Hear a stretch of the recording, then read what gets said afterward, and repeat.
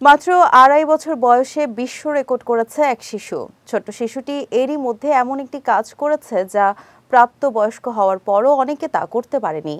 আরও কম বয়সে শিশুটির বাবা মা তার বিশেষ ক্ষমতা চিহ্নিত করে তাকে উৎসাহিত করেছিলেন। বিস্তারিত সৈয়দ নওশাদের ডেস্ক রিপোর্টে। শিশুর সামগ্রিক বিকাশের সঙ্গে পরিবেশ ও পারিপার্শ্বিকতা নিবিড়ভাবে জড়িত। একটি শিশু যখন বড় হয় তখন চারদিকের পরিবেশ তাকে অনেক বেশি প্রভাবিত করে এবং এর প্রতিফলন ঘটে তার ব্যক্তিত্বে। তাই একজন শিশুর সুন্দর ও নির্ভয় শৈশব নিশ্চিত করা পরিবারের সব সদস্যের জন্য অত্যন্ত জরুরি। তেমনই এক শিশু ২.৫ বছর বয়সী দর্শিক সোলঙ্কি। ভারতের অন্ধ্রপ্রদেশের এই শিশু এরই মধ্যে এমন একটি কাজ করেছে যা প্রাপ্তবয়স্ক হওয়ার পরও অনেকে তা করতে পারেননি। নিজের অসাধারণ প্রতিভা দেখিয়ে বিশ্বকে চমকে দিয়েছে দর্শী।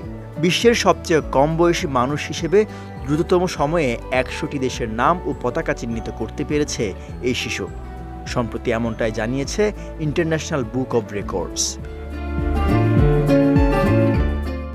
দর্শিক মাত্র ২ বছর বয়সে পৃথিবীর পতাকা ও দেশের নামগুলো চিহ্নিত করতে শুরু করে। তার বাবা মা আরও কম বয়সে তার এই বিশেষ ক্ষমতা চিহ্নিত করে তাকে উৎসাহিত করছিল।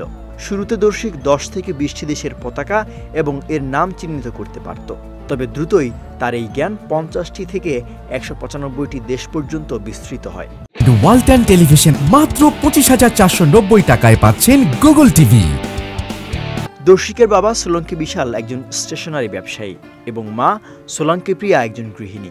তারা বিশ্বাস করেন যে প্রতিটি শিশুর মধ্যে অসাধারণ ক্ষমতা রয়েছে এবং পরিবারের সঠিক উৎসাহের মাধ্যমে তারা অনেক অপ্রত্যাশিত জিনিসও অর্জন করতে পারে।